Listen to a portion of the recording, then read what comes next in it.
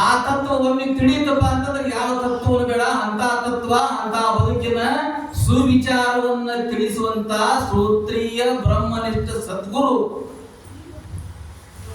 ಇಂತಹ ಗುರುಗಳ ಆಶೀರ್ವಾದ ಇತ್ತು ಅಂದ್ರೆ ಸಂಸ್ಕಾರ ಕರುಣ ರಸದ ಕೋಡಿವರಿವ ಕಟಾಕ್ಷದ ಪರತತ್ವವರಿಗೂ ಆಲಾಪದ ವರ ಪುಣ್ಯಮಯ ಶರೀರದ. ನೋಡ್ರಿ, ಪುಣ್ಯಮಯ ಶರೀರ, ವರ ಪುಣ್ಯಮಯ ಶರೀರದ ನಿರಾಭಾರಿ ಸದ್ಗುರು ಇರಲೆನ್ನ ಮಾನಸದೊಳಗೆ ಅಂತ ಕೇಳ್ಕೊತಾರೆ. ನೋಡಿ, ನಿಜಗುಣಿಸಿ ಹೋಗಿ ಶಂಭುಲಿಂಗನ ಬೆಟ್ಟದೊಳಗೆ ಹೋಗಿ ಕುಂತ್ಕೊಂಡು ನಿಜಗುಣಿಸಿ ಯೋಗಿಗಳು ಕೇಳ್ಕೊಂತಾರ, ನಿರಾಭಾರಿ ಸದ್ಗುರು ಇರಲೆನ್ನ ಮಾನಸದೊಳಗೆ ಅಂತ. ಅದಕ್ಕೆ ಅಂತ ಗುರುಗಳ ಸಾನ್ನಿಧ್ಯದೊಳಗೆ ಕಾರ್ಯಕ್ರಮ ಮಾಡಕತ್ತಿದ್ದು ಬಹಳ ಪುಣ್ಯ. ಅದಕ್ಕೆ ಆಗಲ್ಲ ಆ ಮಗುವಿನ ನೋಡಿದ್ದಿಲ್ಲ ನಾನು, ಏನು ಹಾಡು ಹಾಡಿದ್ನಲ್ಲ ಹುಡುಗ, ಒಂದು ದೃಷ್ಟಾಂತವನ್ನು ಹೇಳ್ತೇನೆ ನಾನು. ಲಕ್ಷ್ಯ ಕೊಡ್ರಿ, ಈ ಕಡೆ ಇರ್ಲಿ, ಈ ಕಡೆ ಲಕ್ಷ್ಯ ಕೊಡ್ರಿ.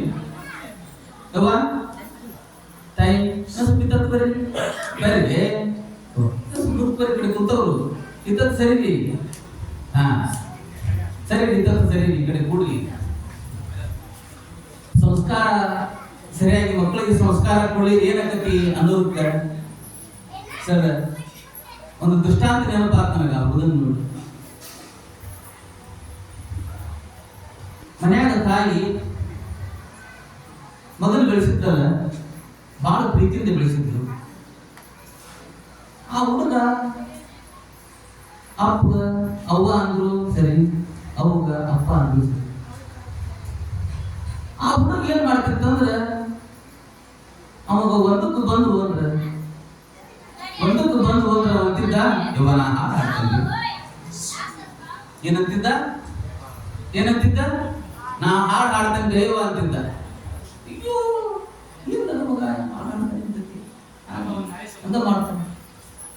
ಆ ಹುಡುಗ ಏನ್ ಮಾಡ್ತಿತ್ತು, ಇವ ನಾ ಹಾಡು ಹಾಡ್ತೇನೆ ಎಂಬುದು ಇತ್ತದಾಗ ಹೋಗಿ ಬಂದಕ್ಕೆ ಮಾಡಿ ಮುಂದೆ ಹೇಳ್ತೇನೆ ಏನ್ ಪರಿಸ್ಥಿತಿ ಅದಲ್ಲಪ್ಪ, ಹಂಗ ಅನ್ನಬಾರ್ದು ಅಂತ ತಿದ್ದಿ ಸಂಸ್ಕಾರ ಕೊಡ್ಕೊಂತ ಬಂದಿದ್ರ ಮುಂದೆ ಅವಾಗ ಆಗಿದ್ದಿಲ್ಲ.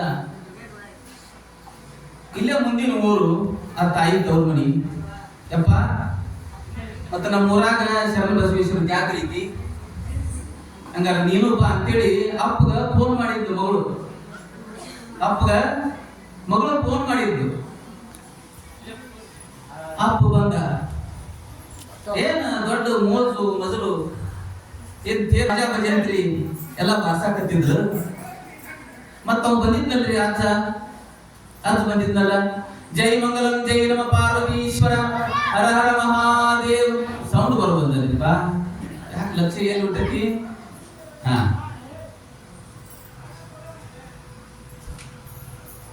ಅದಕ್ಕೆ ಅಜ್ಜ ಬಂದ್ರಿ ಗುರುಗಳು. ಅಜ್ಜ ಬಂದು ಮತ್ತ ತೇರು ಜಾತ್ರೆ ನೋಡಾಕ್ ಹೋಗ್ಬೇಕಂದ್ರ ಹಂಗ ಹೆಂಗ್ ಬರ್ತಾನ್ರಿ? ಮೊಮ್ಮಗನ ಕರ್ಕೊಂಡು ಬರ್ಬೇಕು. ಮೊಮ್ಮಗನ ಕರ್ಕೊಂಡು ಹೆಡೆ ಮೇಲೆ ಹತ್ತಿಸ್ಕೊಂಡು ತೇರು ಮೋಜು ಮೊದಲು ತೋರ್ಸಾಕ ಬಂದ ನೋಡ್ರಿ. ಅವಾಗ ಹುಡುಗಂದ ಎಜ್ಜ ನೋಡಿ ಲಕ್ಷ್ಯ ಕೊಡ್ರಿ. ಹುಡುಗೇನಂದ, ಎಜ್ಜ ನಾ ಹಾಡು ಹಾಡ್ತೇನೆ ಅಂದ. ಎಜ್ಜ ನಾ ಹಾಡು ಹಾಡ್ತೇನೆ ಅಂದ. ಏ ಮಾರ ಏನಿಂತ ಹಾಡು ಹಾಡಕತ್ತಾರ, ಮೋಜ್ ಐತಿ ಮಜಲ್ ಐತಿ ಎಲ್ಲ ನಡೆದೈತಿ, ಇಲ್ಲೇನು ಹಾಡು ಹಾಡ್ತೀವಿ ಬೇಡ. ಆವಾಗ ಇಲ್ಲ ನಾ ಹಾಡವನ ಅಂದ. ಅವರು ಏನಂದ? ಹಾಡವನ ಅಂದ. ನೋಡು, ನಿನ್ನ ಹಾಡನ ಇಲ್ಲಿ ಯಾರು ಕೇಳುವುದಿಲ್ಲ, ನಿನ್ನ ಹಾಡನ ಇಲ್ಲಿ ಯಾರು ಕೇಳುವುದಿಲ್ಲ. ನನಗ ಅಷ್ಟ ಕೇಳುವುದಾಗ ಮಾರಾಯ ನನ್ನ ಕಿವಾಗ ಹಾಡಿಬಿಡು ಅಂತ ಲಕ್ಷ್ಯ ಐತಿದ್ರಿ. ಇಲ್ಲಿ ಏನಾಗಿರ್ಬೇಕು ಅಚ್ಚನ ಪರಿಸ್ಥಿತಿ? ನನ್ನ ಕಿವ್ಯಾಗ ಹಾಡಿ ಬಿಡು ಅಂದಿದ್ದು ಒಂದ ತಡ ನಿಮ್ ಮುಂದೆ ಹೇಳ್ತೇನ್ರಿ. ಅಜ್ಜನ ಕಿವಿ ಜುಮ್ ಅಂತು, ಡಾಕ್ಟರ್ ಹತ್ರ ಕರ್ಕೊಂಡು ಹೋದ್ರ ಅಜ್ಜನ. ಯಾಕ? ಅವ ಕಿವ್ಯಾಗ ಹಾಡಿದ್ದ. ಸಂಸ್ಕಾರವನ್ನು ಕೊಡ್ಲಿರ ಏನಾಗತಿ ಅನ್ನುವಂಥದ್ದು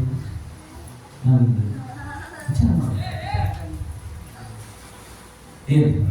ಅದಕ್ಕೆ ಜಾತ್ರೆ ಅಂದ್ರೆ ಏನು? ತೇರು ಹೇಳ್ಬೋದ? ಜಾತ್ರೆ ಅಂದ್ರೆ ಏನು?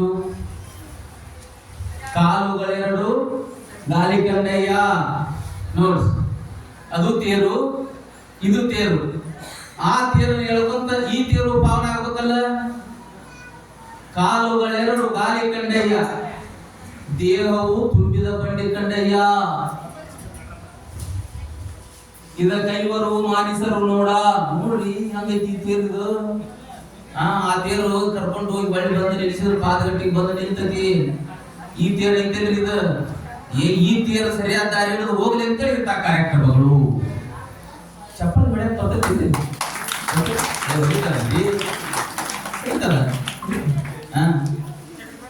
ಕೈ ಎಲ್ಲಿ ಕಲ್ಸರಿಯಾಗು ಅದ ಏನ್ ಕೊಡ್ ಚಟ್ಟಿದ್ವಲ್ಲ ಇತ್ತ. ಅದಕ್ಕೆ ಈ ತೇರು